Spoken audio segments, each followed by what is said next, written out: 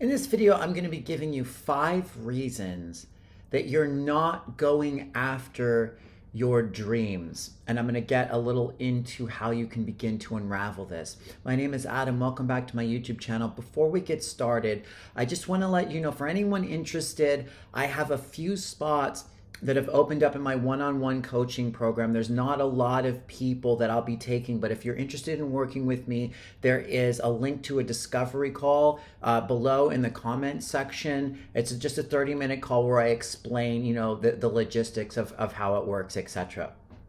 Okay, so let's begin. So I know so many people, I talk to so many people who are just simply stuck. They don't know what they want to do with their lives. They don't know how to go about it. They're just worn down and sort of confused.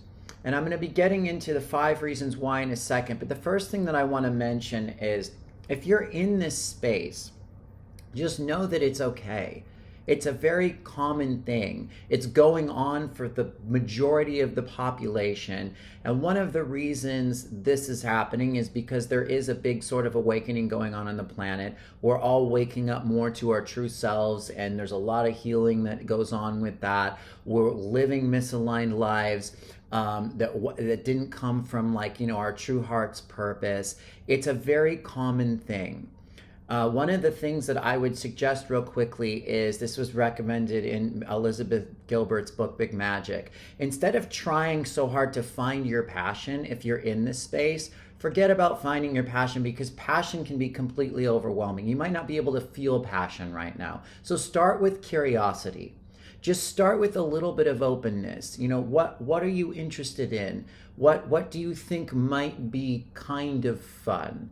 And you can do this little by little throughout your day. It can come down to just reading a book, or stopping at a new kind of restaurant on the way home, or just going to the park once or twice a week. I became very adept at finding tiny little things that brought me joy in the midst of a lot of despair and misery for many years. It's not amazing, but it's better than nothing, and it does begin to open your mind up to new possibilities and openness, which ultimately is what brings that sort of joyful divine spark in, or reactivates it, though I know it's difficult. Okay, so here are 5 reasons why you may not be going after what you really want.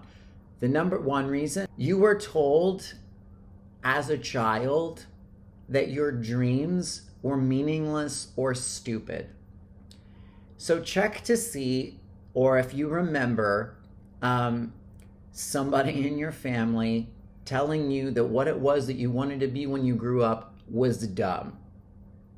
What happens when we experience this is we will sort of shut down that joyful creative spark within ourselves, because we've been judged and condemned for it. And then we'll kind of forget about it and live a life coming from our mind, where we're basically trying to force what we want to do, but it's not really what we want to do. And we can't get to where we want to get to because we can't feel it.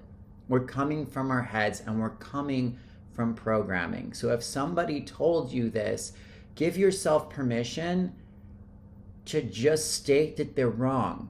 Because one of the main reasons why we don't go after our dreams is because our society is designed to sort of stomp that joyful innocence out of you and put you into this system where you're basically just doing what the system wants you to do. And whoever your family members were just sort of, I don't want to say victim, but they were a result of that too.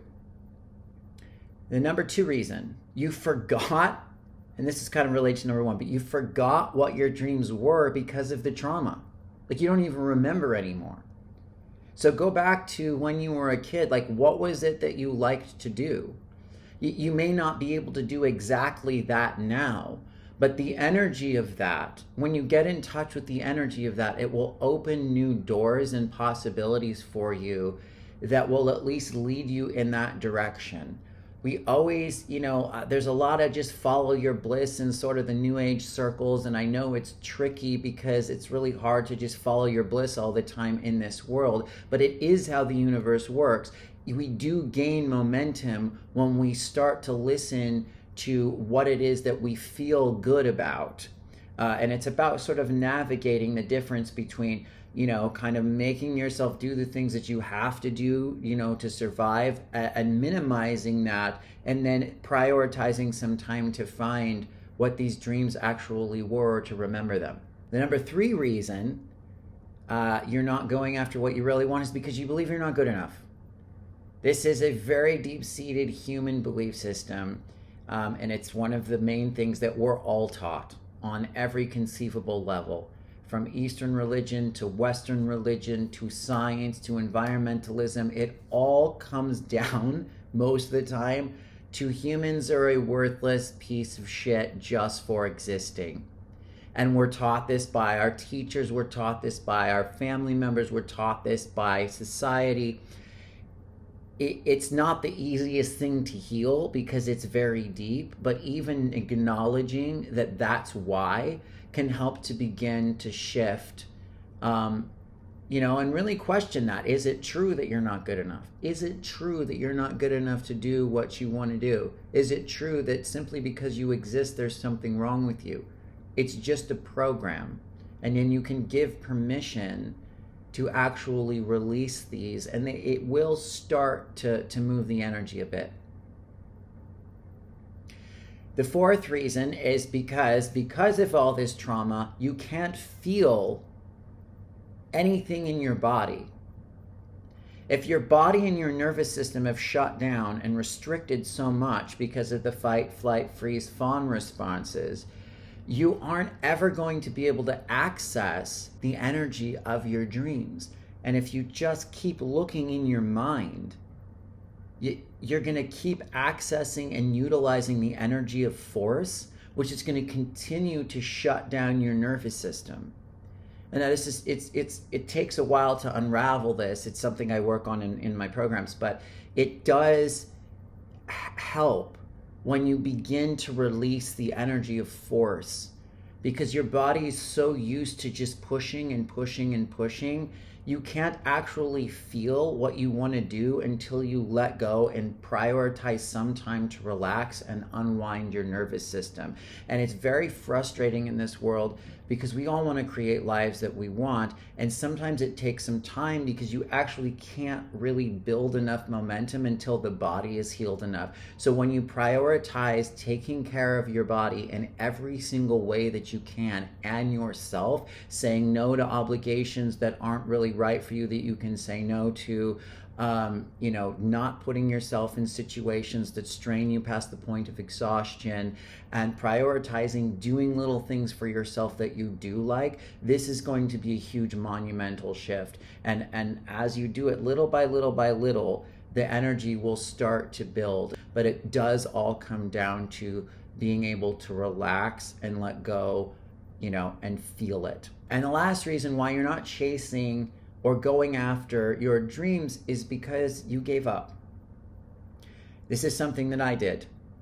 I had always had a dream of being a rock star, and I pursued music for a little while, and then I got into drugs, and I was still kind of trying to do it while I was on drugs. And after a certain number of years, I got to the point where I was like, I'm not ever going to amount to anything. It's kind of too late. I fucked up. I've been on these things for too long. I'm never getting out of this. And kind of deep down, some part of me just quit. These are what we would call vows.